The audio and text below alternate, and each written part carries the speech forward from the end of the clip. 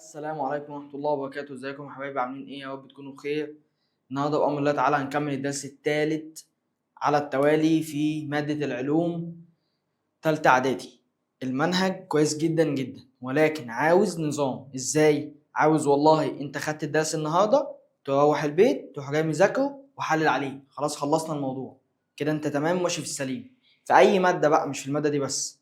طيب، النهارده بأمر الله تعالى احنا هنتكلم على الدرس الثالث، والدرس الثالث ده من أبسط الدروس، ولكن عاوز بس ربط. بمعنى أنا دلوقتي مثلا اتكلمت على السرعة واتكلمت على العجلة، وعرفنا أنواع السرعة وعرفنا أنواع العجلة وعرفنا الوحدات والتحويلات والمسائل والشغل ده كله. طيب النهارده هنعمل إيه؟ قال لك بص يا عم الحاج، شفت انا كنت قاعد اقول لك السرعه، الزمن، المسافه، الطول، العجله، الكلام ده كله اسمه كميات. اسمه ايه؟ كميات. يعني السرعه كميه، المسافه كميه، الكتله كميه، الطول كميه، كل الحاجات دي اسمها كميات. طيب قال لي بص يا عم الحاج، احنا في الكميات مش كلهم نوع واحد. بمعنى احنا قسمنا الكميات لنوعين.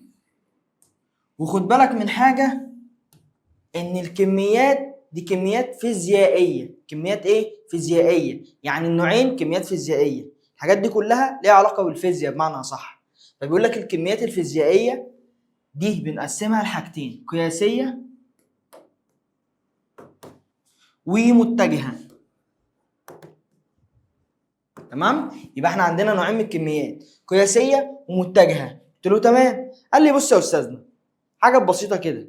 الكميات انا عشان اعرفها لازما مثلا لو انا رحت عند بتاع الفكهاني مثلا قلت له والله انا عاوز 5 كيلو خيار مثلا او 5 كيلو طماطم، انا هنا قلت له ايه؟ قلت له حاجتين: 5 وكيلو. يعني ايه يا مستر؟ يعني قلت له المقدار ده يعني الرقم الكميه اللي انت عاوزها.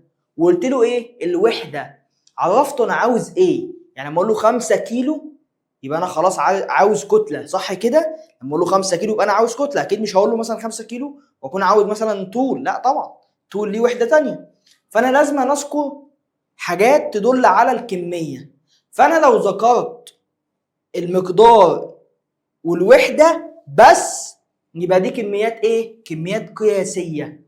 يبقى تاني الكميات القياسيه هي ايه؟ قال لي يا مستر الكميات القياسيه هي التي يلزم لمعرفتها معرفه كامله ايه؟ معرفه مقدارها ووحدتها. مقدارها ووحدتها بس. بص كده، انا عاوز منك عشان تعرف لي ديت تقول لي مقدار ووحده.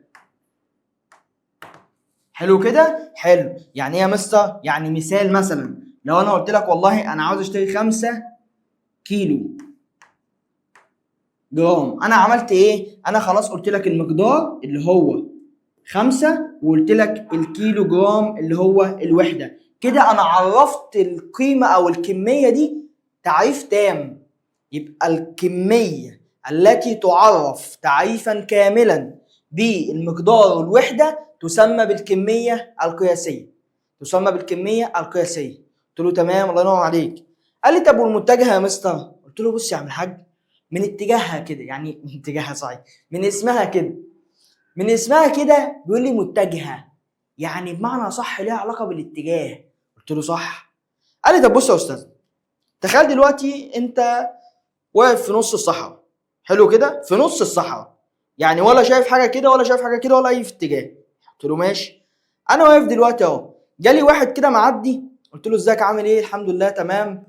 اخبار العيال ايه؟ ومية مية. قال لي اه. قلت له تمام. قلت له انا عاوز اروح اي حته، يعني عاوز اروح مثلا بنزيمه مثلا، هو انا مش معايا عربيه بس انا عاوز اروح البنزيمه. قال لي ماشي. قلت له يلا بينا. قال لي والله بص انت هتمشي 5 كيلو. 5 ايه؟ كيلو. قال لي انت هتمشي 5 كيلو. قلت له طيب، وسابني ومشي. انا هعرف اوصل للمكان اللي انا كنت عاوزه منه؟ ليه بقى؟ لان هو قال لي المسافه اللي انا همشيها صح، انما ما ادانيش اتجاه. يعني ما قاليش مثلا انت هتمشي 5 كيلو شمالا او 5 كيلو جنوبا او شرقا او غربا، ما قاليش الكلام ده. فمعنى ذلك هنا ان انا لما يديني اتجاه يبقى كده هو اداني كام حاجه عشان يعرف لي الكميه ديت؟ اداني 3 حاجات. اداني المقدار، قال لي هتمشي مثلا 10 كيلو شمالا، 10 المقدار، كيلو الوحده، شمالا الاتجاه. يبقى انا هنا في المتجهه عاوز اعرف 3 حاجات. اول حاجه المقدار والاتجاه والوحده والاتجاه. بس يا عم الحاج، تلخيصا ان الكلام ده كله عشان بس ما نقعدش نوجع دماغنا، انت عندك نوعين من الكميات. ايه هما؟ كميات متجهه وكميات قياسيه. تمام التمام. فرق لي ما بينهم، قال لي ده الكميات القياسيه هنوصفها لك بايه؟ حاجتين. ايه هما؟ مقدار ووحده. مثال، لو قلت لك انا عاوز 5 كيلو فول مثلا، مش فول اللي عندي بتاع العربيه الفول، لا، عشان ما تشتريش بالخمسه دي. طيب لو قلت له مثلا عاوز 5 كيلو فول، اذا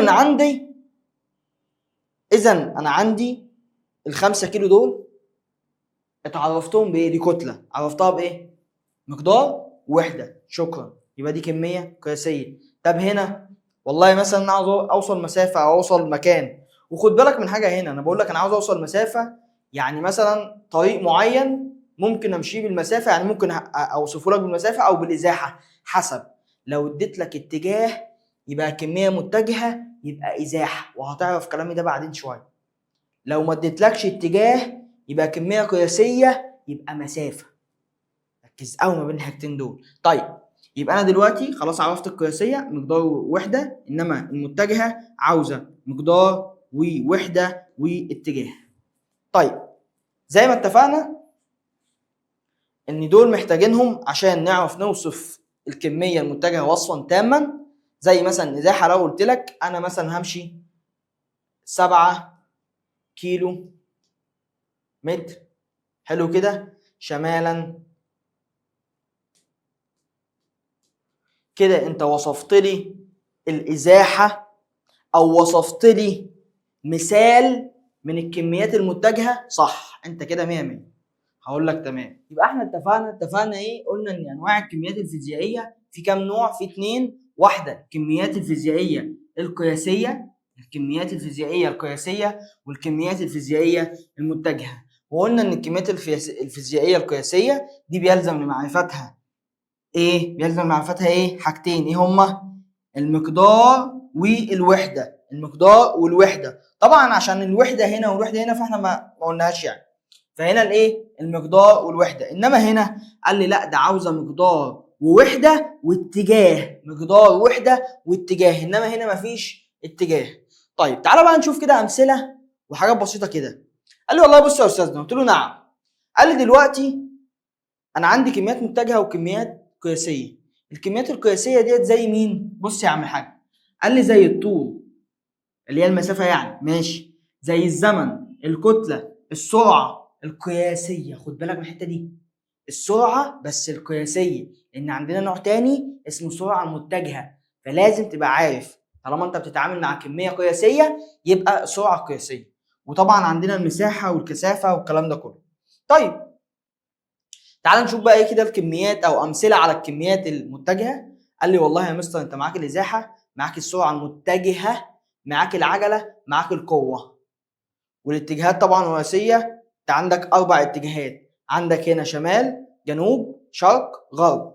لو جالك هنا يبقى شمال شرقي، لو جالك هنا شمال غربي، لو جالك هنا جنوب شرقي، لو جالك هنا جنوب غربي، وهكذا. يبقى انت كده عندك كام؟ 8 اتجاهات. طيب نيجي نشوف دلوقتي يا مستر، انا عاوز افهم هو الدرس عناصره ايه او مكوناته فيها ايه. قلت لك يا عم الحاج احنا قسمنا الجزء او قسمنا الدرس ده لحاجتين، لعنصرين. ايه هما؟ اول حاجه ان انا اعرف ايه هي الكميات وايه انواعها، وده انا عرفته دلوقتي. عرفت ان الكميات هي الحاجات اللي انا بستخدمها في حياتي، يعني المسافه، الكتله، الزمن، الكلام ده كله كميات. وعرفنا نوعينها الاثنين، النوع بتاعها تمام، اللي هو النوعين الاثنين يعني القياسيه والمتجهه.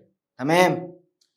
العنصر الثاني من الدرس او الجزء الثاني من الدرس ان انا هتكلم عن حاجتين. يعني ايه يا مستر؟ يعني انا هقارن ما بين مثالين في الكميات القياسيه والمتجهه. بمعنى هاخد المسافه هقارنها مع اختها اللي شبهها بالظبط اللي هي الازاحه، وبعد كده هاخد السرعه القياسيه وهقارنها مع اختها السرعه المتجهه. بس كده انا خلصت الدرس. يبقى انا عندي كام مقارنه؟ مقارنتين، واحده ما بين المسافه والازاحه، واحده ما بين السرعه القياسيه والسرعه المتجهه. يعني هشوف هما بيتشابهوا في ايه وبيختلفوا في ايه، اذا كان المسافه والازاحه او السرعه المتجهه والسرعه القياسيه. طيب تعالى كده واحده واحده. قال لي بص يا استاذ، قلت له نعم. قال لي احنا خلصنا خلاص الجزء اللي هو بتاع التعريف الكميات، وعرفنا نوعينها الاثنين، وعرفنا ده بيتوصف ازاي وده بيتوصف ازاي، صح؟ يلا بقى نخش على المقارنات. قلت له يلا بينا. قال لي اول مقارنه هتقابلك، وهي دي المقارنه الصعبه شويه. مش الصعبه شويه، خد بالك مفيش حاجه صعبه الحمد لله، مفيش اي حاجه صعبه. تمام؟ ليه بقى؟ لان اللي عمل الحاجات دي بني ادم زي زيك، فبالتالي مفيش حاجه صعبه بامر الله تعالى. تمام كده؟ طيب اهم حاجه نفهم احنا بنتكلم في ايه ونركز عليه قوي، لان هو ده المفصل بتاع الدرس. انت عندك المسافه والازاحه، هو ده اللي احنا هنقارن ما بينهم. طيب يا مستر معلش، المسافه ايه والازاحه ايه؟ قلت لك هما اتنين توأم، اللي بيفصلهم او المختلف ما بينهم ان ده الازاحه ده محتاج اتجاه بس. يعني يا مستر المسافه هي الازاحه؟ قلت له اه. قال لي يعني يا مستر دلوقتي انت بتقول لي ان المسافه دي وحده قياسها المتر والكيلومتر؟ قلت له صح. طب يا مستر نعم، الازاحه برضه وحدتها الكيلومتر والمتر؟ قلت له اه. قال لي الله، يعني هي بالظبط شبه المسافه؟ قلت له اه. قلت له بس بتختلف عنها في حاجه بسيطه اللي هي الاتجاه. بمعنى الازاحه دماغها تعبان شويه. ليه؟ الراجل مثلا مشي من المنزل، راح للسوبر ماركت، راح للمدرسه، هو مشي كده. هو راح من البيت، راح يجيب حاجات حلوه من السوبر ماركت، لبان تشيكلس والكلام ده كله، وبعد كده طلع على المدرسه. قلت له تمام. قال لي لما باجي احسب الازاحه في المساله زي دي، وخد بالك لما باجي احسب مين الازاحه، الله ينور عليك، اللي هي الكميه المتجهه، عاوز اتجاه بس. قال لي الازاحه دماغها تعبان. قلت له ليه يا مستر؟ قال لي علشان بص كده، الازاحه ملهاش دعوه الجسم مشي ايه او ما مشيش ايه. الازاحه ليها علاقه بحاجه واحده بس، نقطه البدايه ونقطه النهايه. نقطه البدايه ونقطه النهايه بمعنى، قال لي مش المنزل ده هو نقطه البدايه، نسميها مثلا ايه؟ قلت له حلو. قال لي مش المدرسه دي هي نقطه النهايه، نسميها مثلا سي؟ قلت له اه. قال لي بس يا عم الحاج امسك عندك، اول ما تشوف نقطه البدايه ونقطه النهايه ارسم لي خط مستقيم كده ما بين نقطه النهايه ونقطه البدايه. قلت له رسمت. قال لي شفت الخط المستقيم اللي انت رسمته لي ده؟ قلت له اه. قال لي هو ده مقدار الازاحه. هو ده مقدار الازاحه. يعني ايه مقدار الازاحه؟ يعني انا هقيس الخط اللي انا عملته ده اللي هو ما بين نقطه البدايه ونقطه النهايه، هقيسه اشوف هو بكام. والله يا فندم لقيته مثلا ب 10 سم او 10 متر، خلاص يبقى هو الازاحه 10 سم او 10 متر. فهمت كده الفكره؟ طيب انت قلت لي يا مستر ان انا بصف الازاحه بثلاث حاجات، مقدار ووحده واتجاه. قلت لك شاطر. نتخيل ان هنا اهو، مش نتخيل كمان، في المثال هنا بيقول لك 50 متر، يعني المسافه دي كده 50 متر، يبقى الازاحه بكام؟ هتقول له الازاحه يا سيدي ب 50 متر. ايه بقى؟ خد بالك انت كده قلت ليه المقدار والوحده، ناقص ايه؟ الاتجاه. انا واقف اهو، هو مشي ازاي؟ مشي كده كده، ده يعني ايه؟ شرق، وهنا الشمال يبقى شمال شرق، شمال شرق. اتفقنا كده؟ يبقى انا هنا عشان اوصف دي المساله اهي، وصفتها ازاي؟ قال لي والله يا استاذنا انت قلت هنا ده طوله 50، في نقطه البدايه اهيت، نقطه النهايه اهيت، جيت قست الكلام ده الخط ده لقيته 50 متر. خلاص انا ماليش علاقه بقى هو مشي ايه ولا ما مشيش ايه، واخد بالك ان الشخص مش الكلام ده، يعني مشي من البيت للسوبر ماركت للمدرسه. بس هنا انا ما خدش الكلام ده، لان الازاحه دماغها ايه؟ تعبان. ايوه افتكر الكلمه دي كده بالظبط. اول ما يجي يطلب منك الازاحه اعرف ان الازاحه دماغها تعبان، ملهاش علاقه باي حاجه. راجل مشي راح امريكا، سافر، راح الدنيا كلها، ماليش علاقه.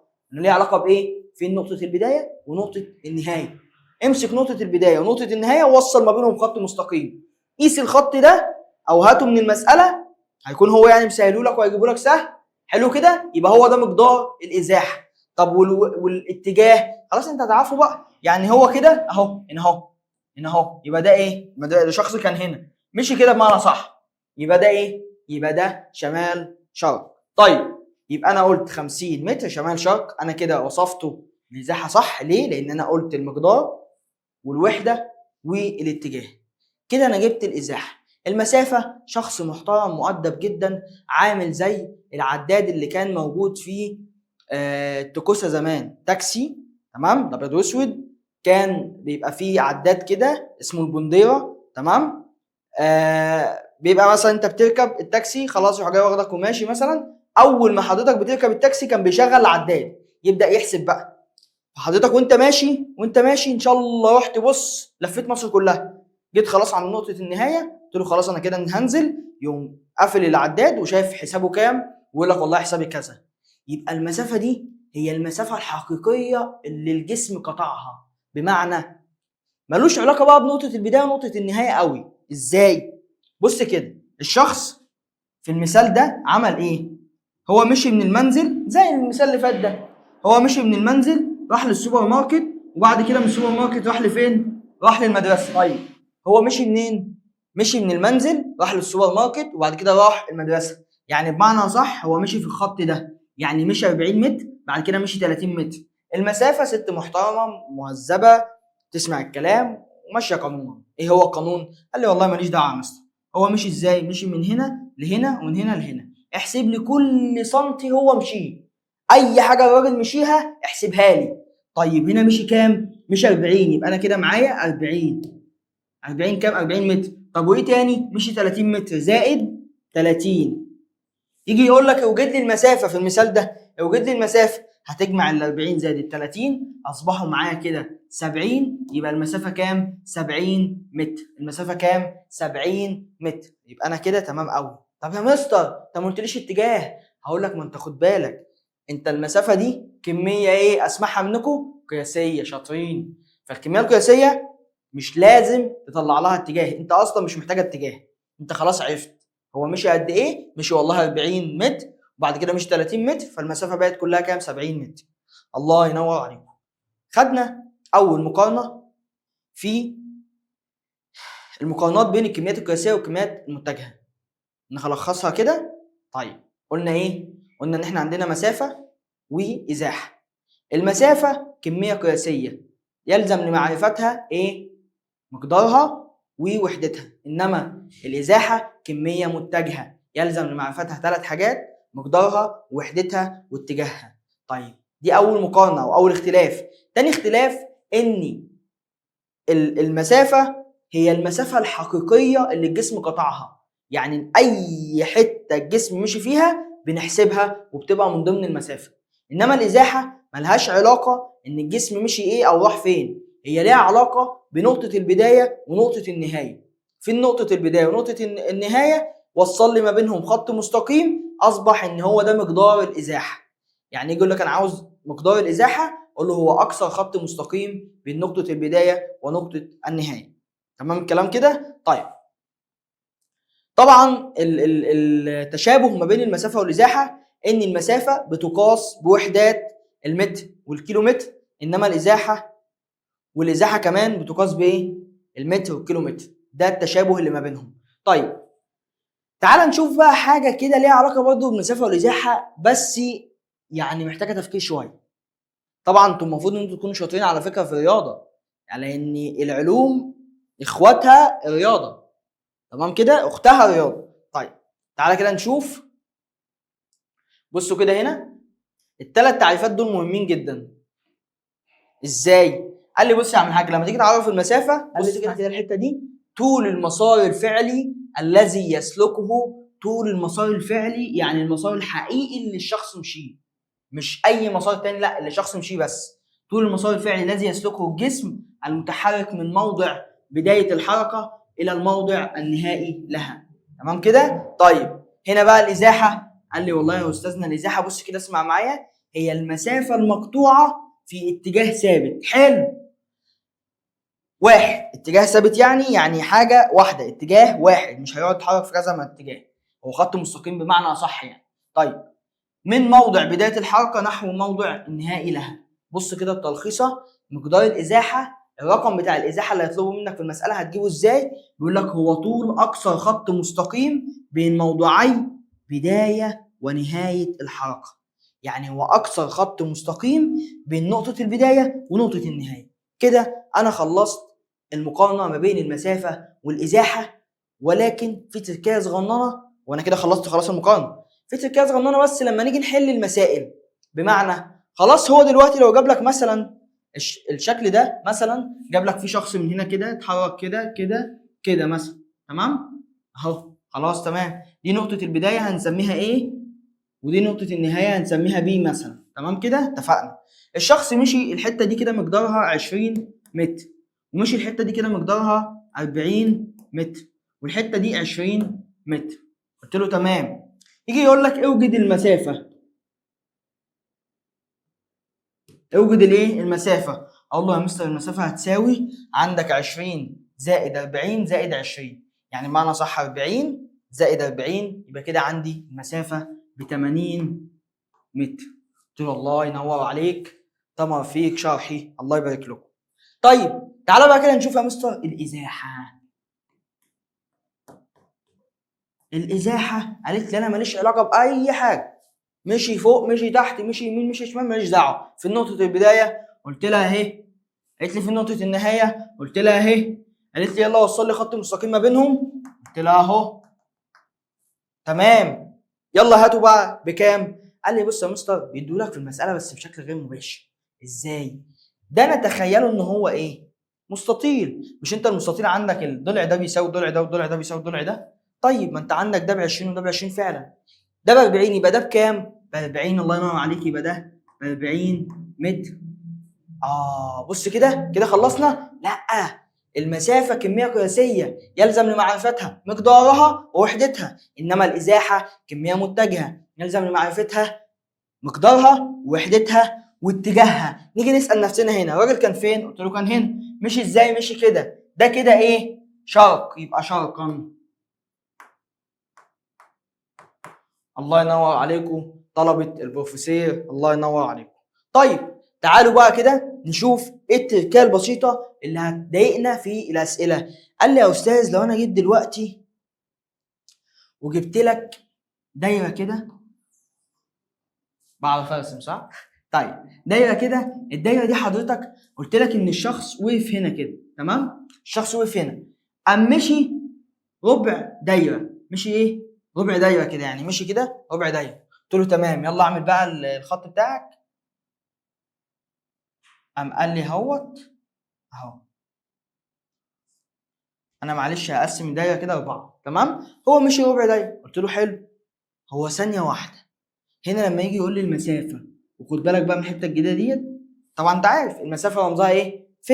طيب الازاحه، ها، ف شرطه او ف سهم. الله ينور عليكم، كده انتوا فاهمين 100 100. عارف ليه؟ لان المسافه كميه قياسيه، انما الازاحه هي المسافه بس كميه متجهه، فبنحط لها اتجاه او سهم كده عشان يعرفك ان دي الازاحه. طيب قال لي اوجد يلا المسافه واوجد يلا الازاحه. قلت له حاضر. المسافه مش عارف المسافه كام يا مستر. قلت له انت مش شاطر في الرياضه ولا ايه؟ قال لي لا شاطر في الرياضه والله يا مستر. قلت له طيب محيط الدايره ايه؟ قال لي 2 باي نق. قلت له الله ينور عليك، بس بما انك شاطر في الرياضه كده، نق ده يعني ايه؟ قال لي نق ده يا مستر يعني نص القطر، يعني الحته دي كده يا مستر. قلت له شاطر. طب القطر كله كام؟ قال لي يعني 2 نق. يبقى القطر ده كده كله، كل ده كده الخط الاسود ده كده 2 نق. الله ينور عليكم. طيب انا دلوقتي عاوز اعرف المسافه اللي مشيها الراجل ده بكام. قلت له هو مشي قد ايه؟ قال لي ربع. قلت له يعني المحيط كله ب2 باي نق. قلت له اه. طيب دلوقتي لما يمشي ربع المحيط ده كله هنجيبه ازاي؟ هقول له سهله يا مستر، يبقى المسافه بتساوي 2 باي نق اللي هو محيط الدايره في ربع. مش هو مشي ربع؟ قلت له اه. قال لي اضرب ربع، الربع ده في المحيط الدايره. طيب حلو. طب يا مستر لو هو مشي، يا مستر لو هو مشي دلوقتي نص دايره، يعني مشي من هنا كده، حلو كده، راح مشي لغايه هنا كده، مشي نص دايره. خد بالك انا دلوقتي عمال اجيب مين؟ المسافه. عمال اجيب مين؟ المسافه. الازاحه خليها شويه هنجيبها في الاخر. طيب هنا مشي نص ايه؟ نص دايره. قلت له الله ينور عليك. طب دلوقتي تعالى كده نشوف حاجه. قلت له ايه هي؟ قال لي بص دلوقتي هو مشي ايه؟ نص دايره. طيب نص دايره يبقى عامل ازاي؟ قلت له والله يا مستر نص دايره المسافه هتساوي 2 باي نق. هو مشي قد ايه؟ نص، يبقى في نص. يبقى في كام؟ في نص. ايه ده يا مستر؟ يعني المسافه اللي هو مشيها او المقدار من الدايره اللي هو مشيه اضربه في المحيط؟ اه. طب تعالى كده نشوف حاجه. المسافه لو مشي 3/4، لو مشي 3/4 يبقى عامل ازاي؟ قال لك والله بص يا عم الحاج، انت عندك دلوقتي هنا لو مشي 3/4 يعني هيبقى واقف هنا كده، يعني هيمشي كل ده كده، كل ده كده هيبقى تبعنا. تمام كده؟ يعني كده مشي قد ايه؟ 3/4 دايره. يبقى احنا هنضرب، هنقول 2 باي نق في 3/4. تمام كده؟ تمام، الله ينور عليكم. حلو. مشي دايره كامله يا مستر. المسافه للدايره الكامله ثانيه واحده، دايره كامله يعني هو مشي من هنا لغايه هنا برضه. حلو. مشي من هنا لغايه هنا، يعني هو خد الدايره كلها. يبقى المسافه ايه؟ المحيط، قانون المحيط، المسافه هتساوي 2 باي نق. الله ينور عليكم بالظبط. يبقى هو كده مشي المحيط كله بتاع الدايره، يبقى القانون بتاع المسافه هيساوي كام؟ 2 باي نق. طب لو مشي 3/4 يبقى 2 باي نق في 3/4. لو مشي نص الدايره يبقى 2 باي نق في نص. لو مشي ربع الدايره يبقى 2 باي نق في ربع. وكده انا بجيب المسافه. خد بالك بجيب المسافه في الدايره كده، انا بجيب المسافه. مشي ربع هضرب في ربع، هضرب المحيط بتاع الدايره في ربع. مشي نص هضرب المحيط بتاع الدايره في نص. مشي 3/4 هضرب محيط الدايره في 3/4 وهكذا. طيب انما بقى الازاحه، قال لي بص يا مستر. قلت له نعم. قال لي الازاحه، قال لي الازاحه عباره عن ايه؟ قلت له والله يا حبيبي الازاحه احنا لو جينا رسمنا الدايره تاني، والازاحه يعني الشخص مثلا كان واقف هنا، طالما قلنا الازاحه وهنجيب الازاحه خلاص، يبقى نعرف ايه؟ نعرف ان النقطه دي نديها ايه، يعني حرف الايه. هو مشي قد ايه؟ مشي ربع الدايره. مشي ايه؟ ربع الدايره. هقول له نعمل برضه معلش كده يا استاذنا، نعمل القطر بتاعنا، القطرين بتوعنا. طيب قال لي ايه؟ قال لي والله يا فندم انت مشيت من اول A لغايه B. قلت له صح. فين نقطه النهايه وفين نقطه؟ انت بتجيب مين؟ الازاحه. تقول لك ايه؟ فين نقطه البدايه ونقطه النهايه؟ اقول لها هو اهي. تقول لي يلا ارسم لي خط مستقيم. اهو رسمته. يلا هاته بكام؟ ثانيه واحده، احنا في الدايره. الدايره دي يعني ايه معلش؟ قال لي كان في قانون قديم كده اسمه فيثاغورس، كان في قاعده كده اسمها فيثاغورس. القانون ده او القاعده دي كان بينص على ايه او بيقول لك ايه؟ بيقول لك ان انت لو عندك مثلث قائم الزاويه، مثلث قائم الزاويه بيتكون من ضلعين ووتر. الوتر ده لو انت عاوز تجيبه كنت بتربع الضلع ده، كنت بتربع الضلع ده وتربع الضلع ده وتجمعهم على بعض وتجيب الجذر في الاخر. بمعنى صح كان عباره عن ان انت كده بص كده تربيع، نتخيل ان ده ايه وده مثلا النقطه دي اكس مثلا، يبقى هو عباره عن اي اكس تربيع، تمام، زائد في اكس تربيع هيساوي الرقم اللي هيطلع هنا او القيمه اللي هتطلع هنا هي مين؟ هي المسافه، او مش المسافه بقى، هي طول الوتر. هو طول الايه؟ الوتر. يعني هو ده كده اللي هيبقى بي ايه، اللي هيبقى بي ايه؟ بي ايه. طيب يبقى انا كده عرفت اجيب بي ايه عن طريق فيثاغورس. لو هو مشي ربع دايره يبقى الازاحه بتساوي ايه؟ بص بقى، الازاحه بتساوي ايه؟ طب انا اعملها ازاي دي يا مستر؟ قال لك هنا يا حبيب قلب الازاحه هتساوي جذر 2 نق. جذر 2 ايه؟ نق. ما هو خد بالك ان الضلع ده كده كان يعني لما بعد حساباته وبتاع طلعت بجذر 2 ايه؟ نق. يبقى انت اول ما تشوف كده هتجيب نق ده اللي هو ايه؟ طول القطر، طول نص القطر، طول نص القطر. يعني المسافه دي كده اللي هي المسافه ما بين A و X، تمام كده؟ طول نص القطر هتضربه في مين؟ في جذر 2، وهيديك الازاحه بتاعه ربع الدايره. طيب لو هو دلوقتي،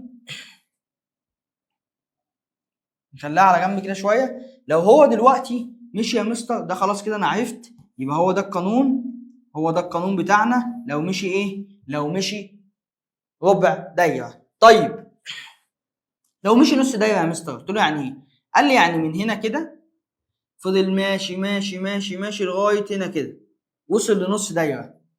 الازاحه هتبقى بايه؟ دي سي، دي نقطه سي، تمام؟ الازاحه هتبقى ايه؟ قال لي ثانيه واحده، هي فين نقطه البدايه؟ قلت له اهي، قلت له اهي. قال لي فين نقطه النهايه؟ قلت له اهي.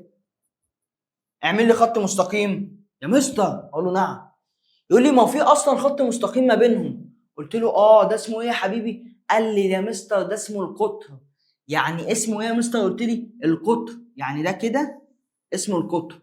حلو كده اهو، تمام. قلت له الله ينور عليك. طب القطر ده كان بيساوي كام يا حبيبي؟ قال لي بيساوي 2 نق. يبقى الازاحه لو الشخص مشي او الجسم مشي نص دايره هتساوي كام؟ هيساوي 2 نق. 2 نق يعني ايه؟ يعني نق ونق. يبقى كده ايه؟ كده الازاحه، ان ده الخط المستقيم ما بينهم. بص بقى الحركه دي. طب دلوقتي لو هو مشي من هنا لغايه هنا كده، يعني مشي 3/4 دايره، مشي 3/4 ايه؟ دايره. قال لي بص يا مستر 3/4 دايره برضه ماليش علاقه. اما انت ليك علاقه بايه؟ انت عاوز ايه يا مستر؟ قلت له الازاحه. قال لي بس الازاحه دي تبقى ايه؟ الازاحه دي بتقول لك حاجه واحده بس، في نقطه البدايه ونقطه النهايه. نقطه البدايه اهي، نقطه النهايه اهي. يلا اعمل خط مستقيم. ايه ده يا مستر؟ هو مش الخط المستقيم ده زي الخط المستقيم ده؟ قلت له بالظبط. قال لي يبقى احنا هنستخدم القانون ده يا مستر بتاعنا لما نيجي نجيب ايه؟ لما نيجي نجيب او لما الشخص او الجسم يمشي 3/4 دايره، الازاحه هتبقى جذر 2 نق. طب لو مشي ربع دايره برضه هتبقى جذر 2 نق. طب لو مشي نص دايره 2 نق، تبقى 2 نق. طيب بص بقى هنا وانتوا اللي هتجاوبوا لي على السؤال ده. لو الشخص مشي من هنا من نقطة A وراح جاي مشي مشي مشي مشي مشي دايرة كاملة وجي وقف عند A تاني، لف دايرة كاملة وقف عند نفس النقطة تاني، تقول لي الإزاحة مالهاش علاقة بالكلام ده. أقول لك أمال ليها علاقة بإيه؟ تقول لي ليها علاقة بنقطة البداية ونقطة النهاية. نقطة البداية هي يا مستر، أقول لك شاطر. نقطة النهاية فين؟ برضه هي يا مستر، أقول لك شاطر. طب دلوقتي الإزاحة بكام؟ تقول لي مفيش إزاحة يا مستر، بصفر. يبقى هنا سؤال، متى تكون الإزاحة بتساوي صفر؟ أقول له عندما يعود الجسم لنقطة البداية مرة أخرى. عندما يعود يعني لموضعه مرة أخرى، يعني يروح مهما يروح في الآخر يرجع في نفس النقطة اللي كان ابتدى الحركة فيها، يبقى كده الإزاحة بكام؟ بصفر. طيب هاجي أسألك سؤال كده، احنا الحمد لله خلصنا التركية بتاعت المسافة والإزاحة. هاجي أسألك سؤال بس، هو الشخص لو مشي من هنا لهنا كده في خط مستقيم يعني هو مشي من A راح ل B، تقول لي تمام. مشي من A راح ل A ل B، دي قدرها مثلا 10 متر. حلو. هاجي اقول لك يلا وجد لي المسافه ووجد لي الازاحه. هتقول لي بص يا استاذنا، اقول لك نعم. المسافه ب 10 متر، انما الازاحه بكام؟ قال لي برضه ب 10 متر. بس ايه بقى؟ ما تنساش الاتجاه شرقا. حلو. ايه التركية اللي هنا يا مستر؟ قال لي متى، سؤال، متى يكون او متى تكون الازاحة تساوي المسافة؟ يعني امتى المسافة بتساوي الازاحة؟ امتى الاتنين بيساووا بعض؟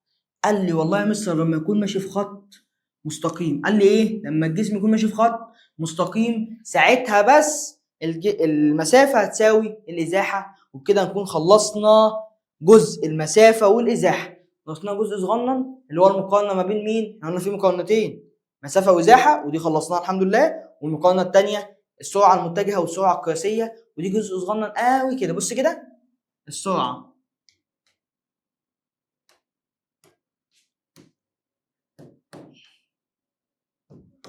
وهنا السرعة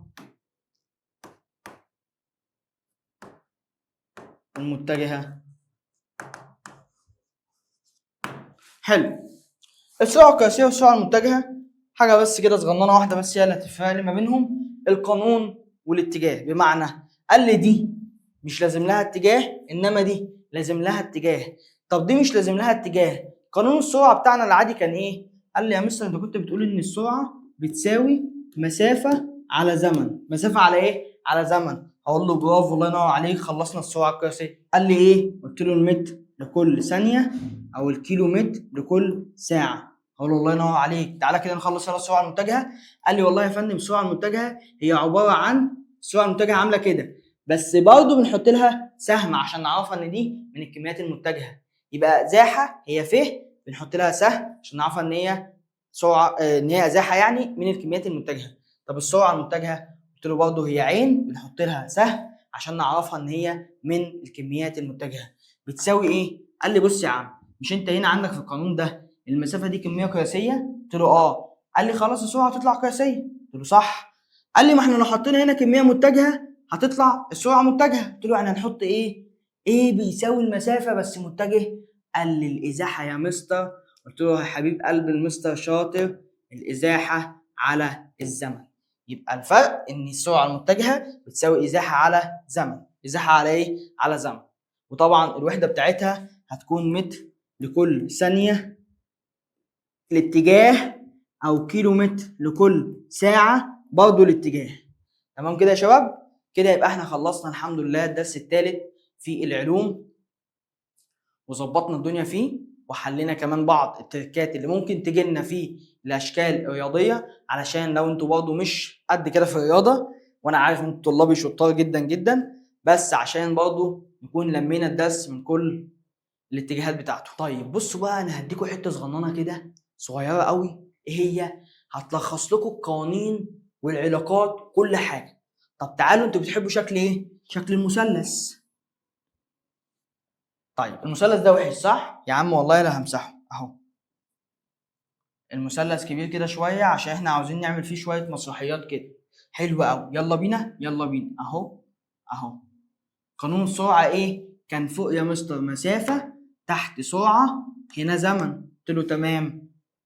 بصوا هنا بقى هنجيب القوانين ازاي؟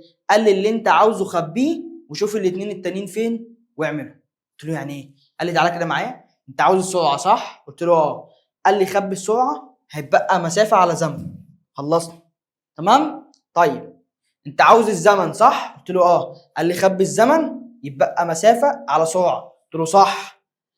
قال لي انت عاوز المسافه صح؟ قلت له اه. قال لي شيل المسافه خبيها يعني يبقى مين؟ سرعه وزمن، اضربهم في بعض. تمام كده؟ قلت له تمام، خلاص عرفت اجيب القوانين كلها سهله. قال لي بقى العلاقات يا مستر عشان انا بتلخبط ما بينها قوي قوي قوي. قلت له بص، في فكره كده حلوه وطريقه كده لذيذه هتفهم بيها العلاقات.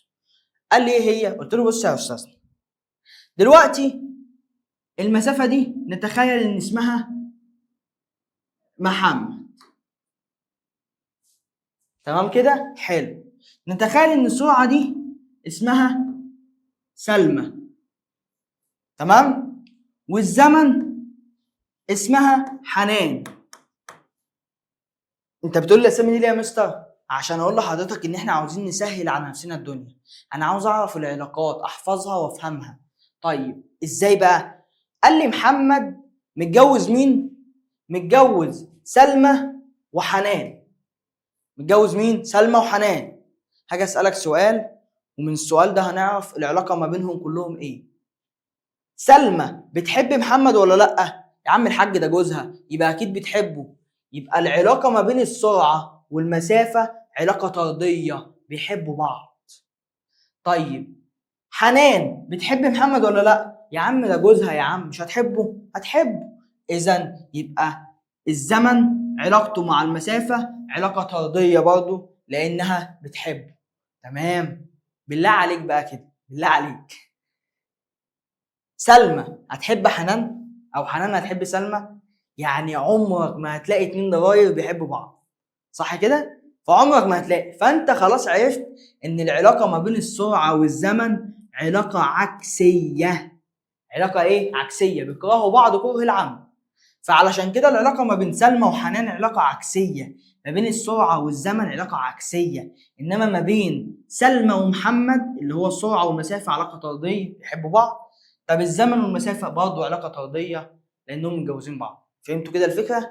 طيب يعني ده بمعنى صح، ده الراجل المظلوم اللي فيهم اللي بيحبهم هما اتنين، هما اتنين بيحبوه لكن هما ما بيحبوش ايه؟ بعض. طبعا احنا عارفين ان الستات كلها كده، بس طبعا الستات دول يعني على دماغنا من فوق، امهاتنا واخواتنا وكل حاجه فيها. طيب كده اكون الحمد لله يعني شرحت لكم العلاقات والقوانين، وكده انا خلصت الحمد لله تعالى. ودي تركايه من تركات البروفيسير، حاول تفهمها عشان تبقى متميز، عشان طلاب البروفيسير غير. والسلام عليكم.